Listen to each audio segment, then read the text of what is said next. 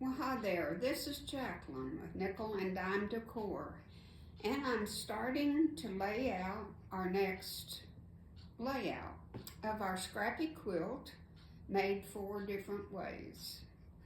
And I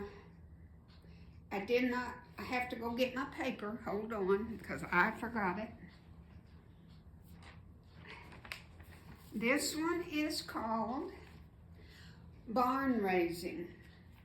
And I'm gravitating to this one. I know you can't tell much right now, but it is going to make a diamond shape, and I'm really thinking this is the one. Now, as you know, I don't have enough room to show you, so we're going to look at the center point, and I'll show you how to lay them out, and the center will just gravitate out like this. So this will be our last one, and then I'll make a decision. I know most people so far have liked the pinwheel, and I really liked it, but I think this is more of what I want for my particular quilt.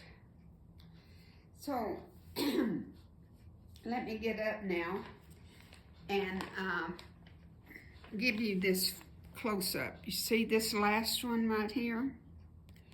That's what it's going to look like. And see, it just makes diamond shape. And I think it'll just be, I'm trying to get the shine off of it. There you go. Barn Raising. All right. You're going to, now like I say, this is only 4 squares before, and here's our middle.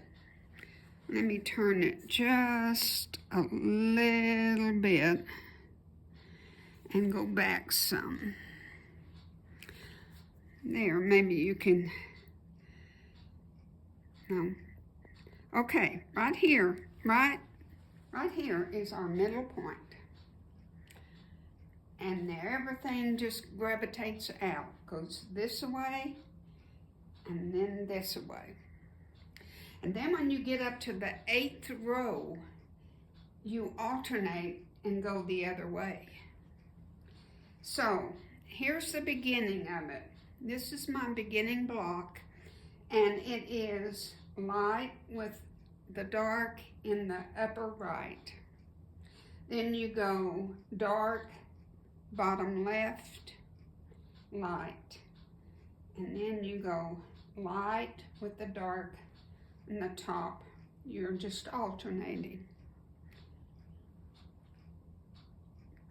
Light, dark, dark, light, light, dark, dark, light. You do that until you get to the middle, and then you're going to do the opposite. Light, dark, dark, light, light, dark, dark, light. And just, I think it's much, much easier to start in the middle, laying them out. Since I didn't have enough room, you know, to get the whole quilt, I started in the middle and just went out this way. Now, you do the opposite on the next row. Dark, light, light, dark. And then you just alternate. Dark, light. And so you can see, here's your diagonal starting. Here's a row, and there's a row going up.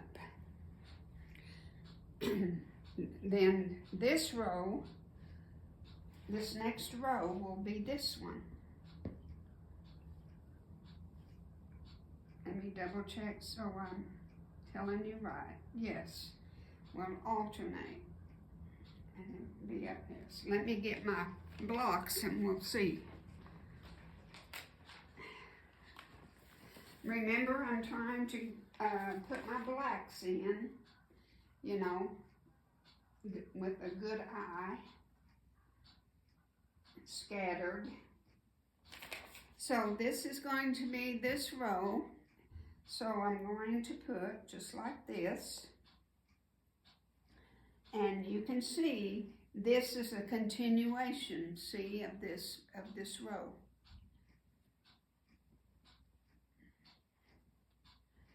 Now this one will be this one.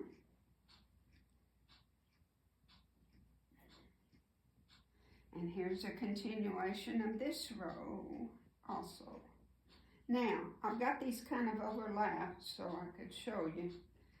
Now the next one will be this one.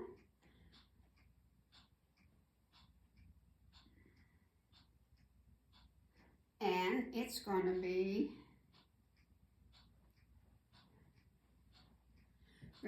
starting another row right here.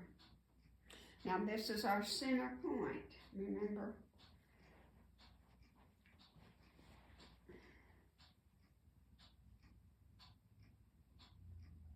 See, there's our row. There's our row, there's our row. So, I'm going to finish and keep trucking, and when I get... Well, guys, this is definitely it. This is the one that I want to make. I'm glad I decided, and the layout, I love it, and this is kind of what I was looking for my quilt. Now, I know it can get confusing, but if you will just take a picture of the layout that I'm going to have, a picture of it, and then follow row by row. Now, out there on the diamond in the center, see that diamond is the center of the quilt. There'll be a lot more on each side. To me, there was a mistake, and I had to turn two of them around to make that diamond. But other than that, just follow the picture. And if nothing else, I have a picture of mine. Follow it if you can't follow the one with the directions. And let's walk over this way. And you can see the center of the quilt right there. And there'll be, let's see, there's 7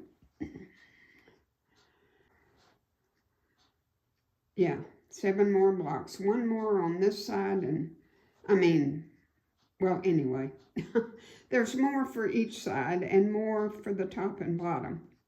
Remember, it's an 80 by 80 quilt. But I am so excited now I can start sewing. It's just exactly what I wanted, something that really made a statement, and to me this does. I love it. I love the way the diamonds are just so prominent in it. It's just beautiful, I think. Thank you so much for watching this series, and after I get the top completely made, I'll take another picture of it, and I'm going to quilt this just like I said before. I'm going to use red thread, and on the